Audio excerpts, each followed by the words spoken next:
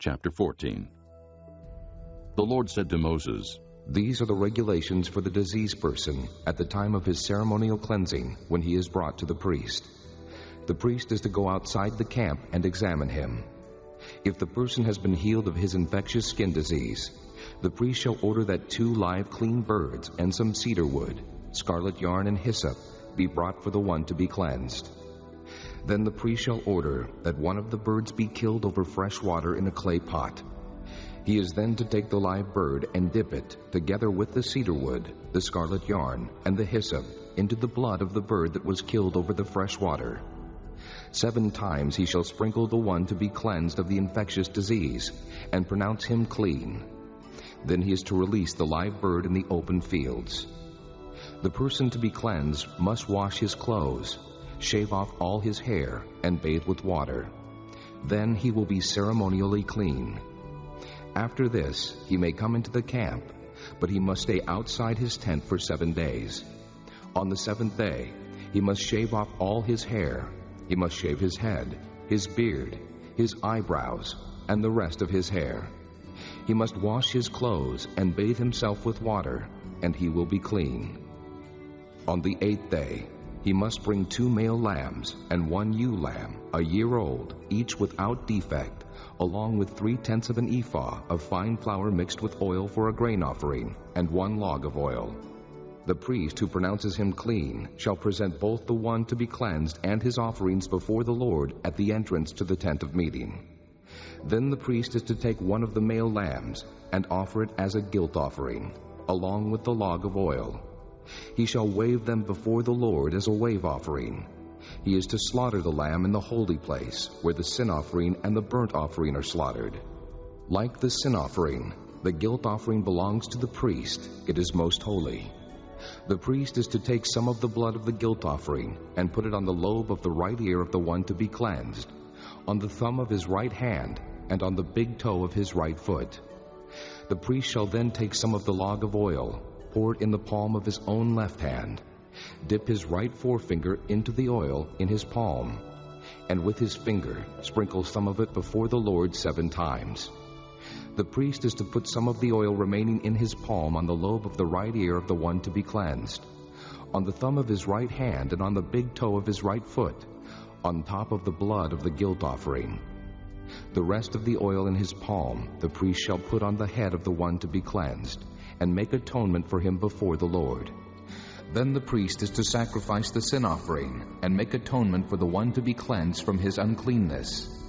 After that, the priest shall slaughter the burnt offering, and offer it on the altar, together with the grain offering, and make atonement for him, and he will be clean. If, however, he is poor, and cannot afford these, he must take 1 male lamb as a guilt offering to be waved to make atonement for him, together with 1/10 of an ephah of fine flour mixed with oil for a grain offering, a log of oil, and 2 doves or 2 young pigeons, which he can afford, 1 for a sin offering and the other for a burnt offering. On the 8th day he must bring them for his cleansing to the priest at the entrance to the tent of meeting before the Lord. The priest is to take the lamb for the guilt offering, together with the log of oil, and wave them before the Lord as a wave offering. He shall slaughter the lamb for the guilt offering, and take some of its blood, and put it on the lobe of the right ear of the one to be cleansed, on the thumb of his right hand, and on the big toe of his right foot. The priest is to pour some of the oil into the palm of his own left hand, and with his right forefinger sprinkle some of the oil from his palm 7 times before the Lord.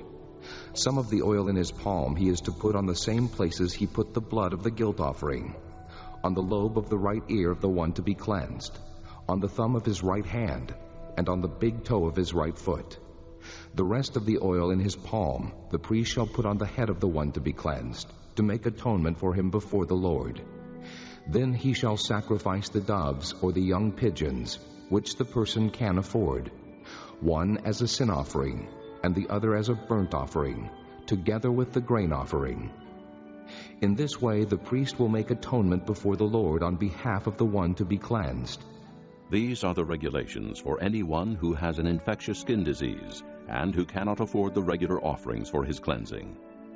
The Lord said to Moses and Aaron, When you enter the land of Canaan, which I am giving you as your possession, and I put a spreading mildew in a house in that land, the owner of the house must go and tell the priest, I have seen something that looks like mildew in my house.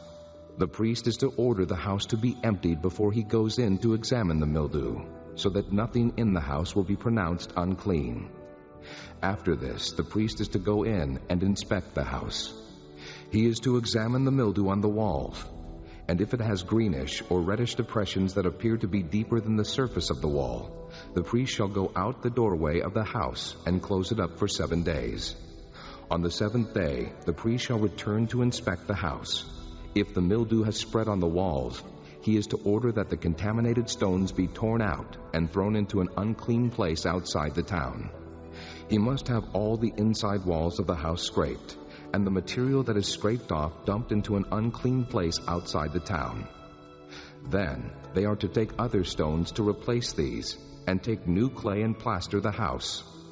If the mildew reappears in the house after the stones have been torn out, and the house scraped and plastered, the priest is to go and examine it, and if the mildew has spread in the house, it is a destructive mildew. The house is unclean. It must be torn down, its stones, timbers, and all the plaster, and taken out of the town to an unclean place. Anyone who goes into the house while it is closed up will be unclean till evening. Anyone who sleeps or eats in the house must wash his clothes. But if the priest comes to examine it, and the mildew has not spread after the house has been plastered, he shall pronounce the house clean, because the mildew is gone.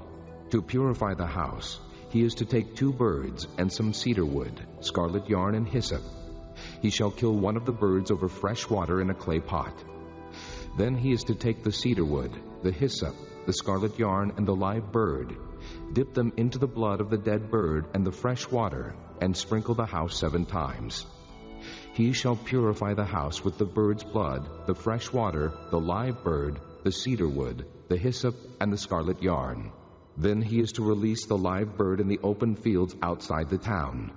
In this way, he will make atonement for the house, and it will be clean. These are the regulations for any infectious skin disease, for an itch, for mildew in clothing or in a house, and for a swelling, a rash, or a bright spot, to determine when something is clean or unclean. These are the regulations for infectious skin diseases and mildew.